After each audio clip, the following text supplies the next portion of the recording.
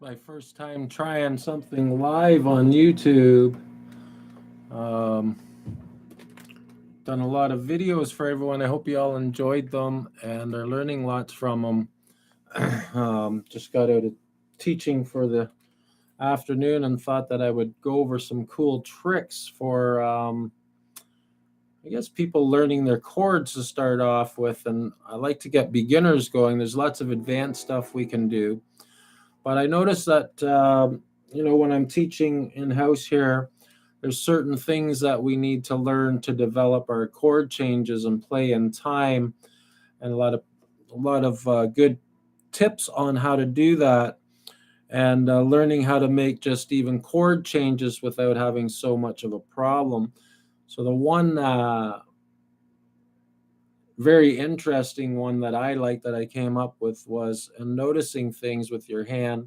You can notice here, these are for beginners that are trying to get advanced, and I'll do some advanced tutorials for the advanced guys on another time. But yeah, I'm just trying to familiarize myself with going live. This is my first time. So I wanted to start off with a G chord, and you can see that when you look at my G chord for all the beginners, that finger 2 is hanging over the top.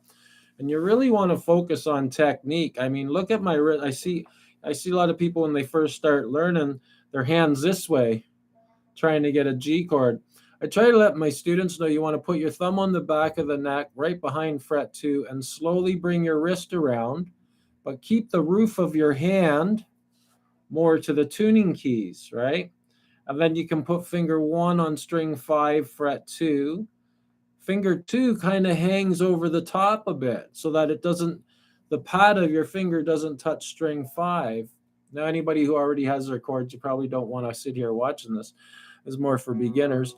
And then the bottom 2 fingers, I use 2 fingers on the bottom of the G chord. One's on string 2 and one's on the bottom string. And to change from a G to E minor is pretty cool. If you think about finger 1 sliding back just a touch so finger 2 can get in there.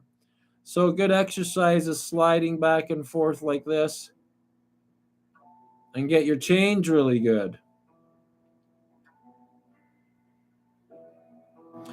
Now, if you notice, finger 2 is already on the string for the C chord. So I asked my, students who are just getting their chords, think about finger 1 going down to string 2 for a bit.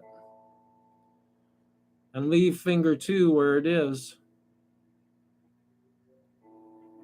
And then get finger 3 to go on string 5 and bring finger 2 off while finger 2 stays on string 4.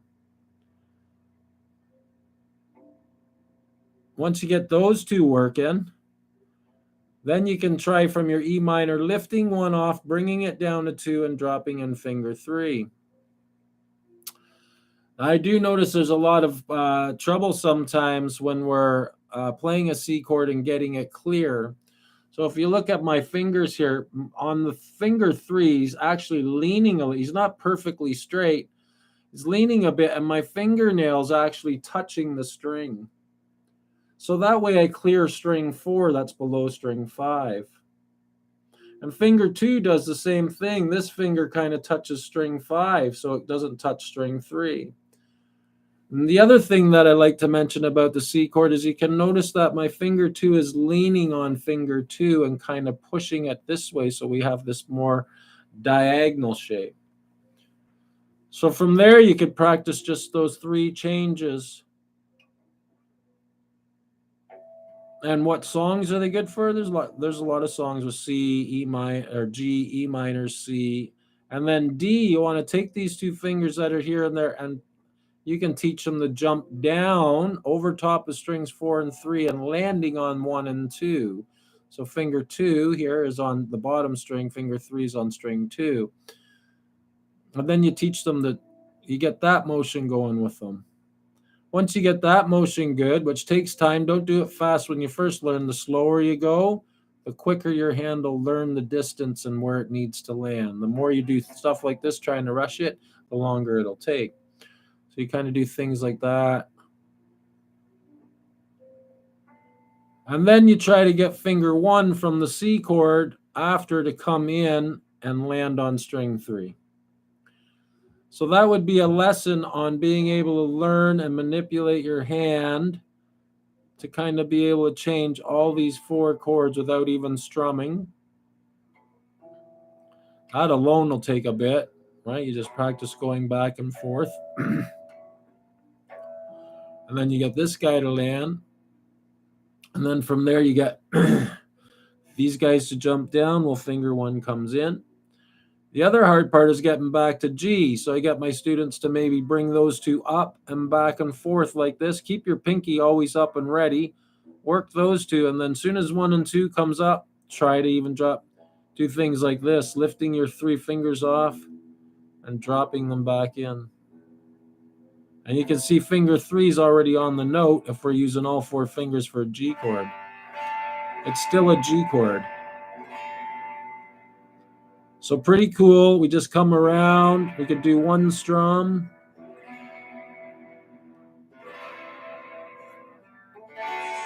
And then back again.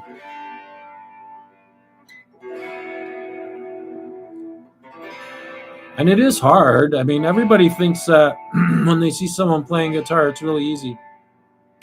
There's nothing easy about it, guys. You got to remember that every time you teach your hand something, it's memorize those moves, and now all of a sudden you want to do other moves. So to get rid of that last bit of muscle memory will take some work. So that's just one easy progression that I talk about. And then you can try to get, Last Kiss, which is basically a down, down, up, up, down, up.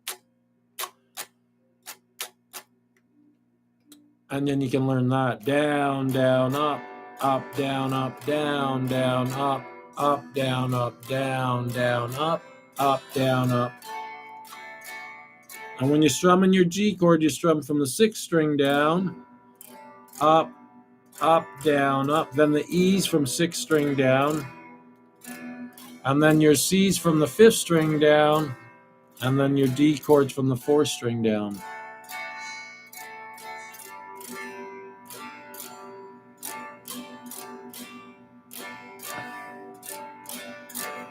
Lots of lessons on my channel there to learn some songs, and I haven't been on in a while. I've been so busy doing other things, recording and band and live stuff. I'll come back another time and we'll do another video if there's anything you want to learn, or leave me comments, and I'll do what I usually do with all the other songs that are on the YouTube channel. All right, everyone, have a great day, great night, and we'll talk soon. Bye for now.